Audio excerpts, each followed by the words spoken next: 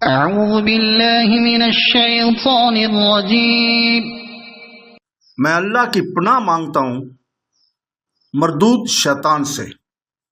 بسم اللہ الرحمن الرحیم۔ شروع اللہ کے نام سے جو بڑا مہربان نہایت رحم والا ہے۔ قل للذین کفروا ستغلبون وتحشرون الى جہنم وبئس المہاد۔ قد كان لكم آية في فئتين التقتا فئة تقاتل في سبيل الله وأخرى كافرة يرونهم مثليهم رأي العين والله يؤيد بنصره من يشاء إن في ذلك لعبرة لأولي الأبصار۔ کافروں سے کہہ دو کہ عنقریب مغلوب کیے جاؤ گے اور جہنم کی طرف جمع کیے جاؤ گے، اور وہ بڑا بچھونا ہے۔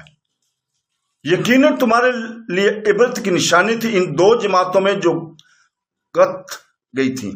ایک جماعت تو راہ اللہ پہ لڑ رہی تھی اور دوسرا گروہ کافروں کا تھا۔ وہ انہیں اپنے سے دگنا دیکھتے تھے جو آنکھوں کی نظر تھی۔ اللہ تعالیٰ جس کو چاہے اپنی مدد سے قوی کرتا ہے۔ یقیناً اس میں آنکھوں والوں کے لیے بڑی عبرت ہے۔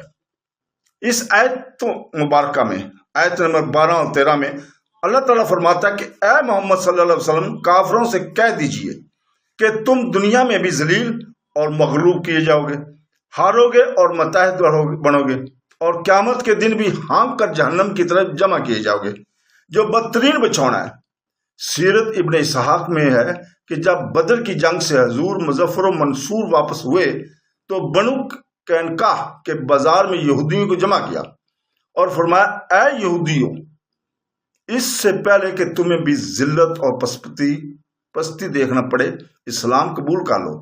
تو اس شرکش جماعت نے جواب دیا کہ چند قریشیوں کو جو فنون جنگ سے ناشنا تھے آپ نے ہرا لیا اور دماغ میں غرور سما گیا۔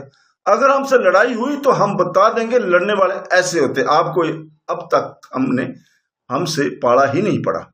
اس پر یہ آیت اتری اور فرمایا گیا کہ فتح بدر نے ظاہر کر دیا ہے کہ اللہ اپنے سچے اور اچھے اور پسندیدہ دین والوں کو عزت اور حرمت عطا فرمانے والا ہے۔ وہ اپنے رسول کا، آپ کی اطاعت گزار امت کا خود مددگار ہے۔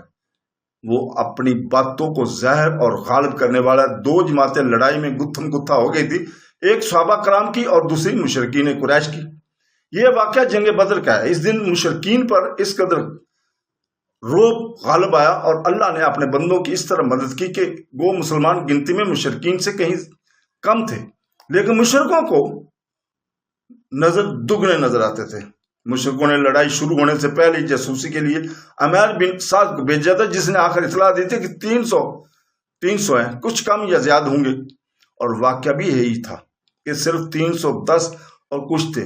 لیکن لڑائی کے شروع ہوتے ہی اللہ تعالیٰ نے اپنے خاص اور چیدہ فرشتے 1000 بھیجے۔ ایک معنی تو یہ ہے کہ دوسرا مسئلہ یہ بھی بیان کیا گیا کہ مسلمان دیکھتے تھے اور جانتے تھے کہ کافر ہم سے دو چند ہیں، پھر بھی اللہ تعالیٰ نے انہی کی مدد کی۔ حضرت ابن عباس رضی اللہ تعالیٰ فرماتے کہ بدری صحابہ 313 تھے اور مشرکین 616 تھے، لیکن تاریخ کی کتابوں میں مشرکین کی تعداد 900 سے 1000 بیان کی گئی ہے۔ ہو سکتا ہے حضرت عبداللہ رضی اللہ تعالیٰ کا قرآن پاک کے الفاظ سے یہ استدلال ہو کہ بن حجاج قبیلہ کا جو سیاہ فام غلام پکڑا ہوا تھا، اس سے جب حضور پاک نے پوچھا کہ قریش کی تعداد کتنی ہے، اس نے کہا بہت ہیں۔ آپ نے پھر پوچھا آپ روز کے کتنے اونٹ کاٹتے ہو؟ اس نے کہا ایک دن 9، دوسرے دن 10۔ آپ نے فرمایا بس تو ان کی گنتی 900 اور 1000 کے درمیان ہے۔ بس مشرکین مسلمانوں سے 3 گنا تھے۔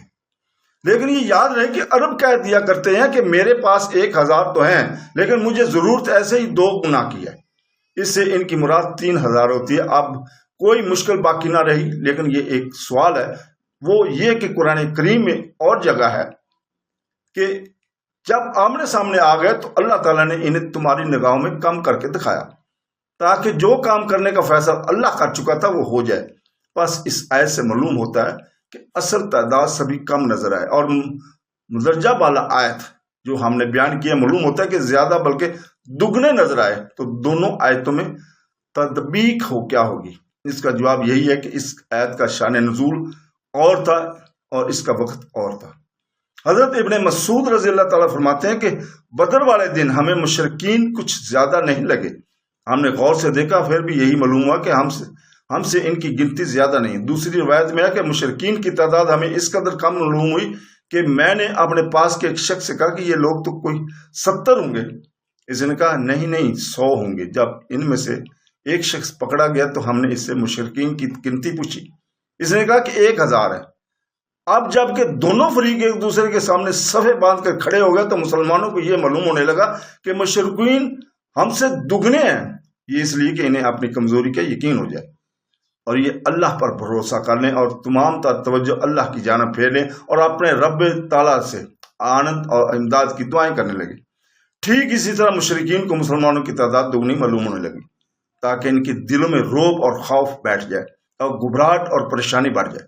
پھر جب دونوں بڑھ گئے اور لڑائی ہونے لگی تو ہر فریق دوسرے کو اپنی نسبت کم نظر آنے لگا، تاکہ ہر ایک دل کھول کر حوصلہ نکالے اور اللہ تعالیٰ حق اور باطل کا صاف فیصلہ کر دے، ایمان کفر و طغیان پر غالب آ جائے، مومنوں کو عزت اور کافروں کو ذلت مل جائے جیسے اور جگہ ہے۔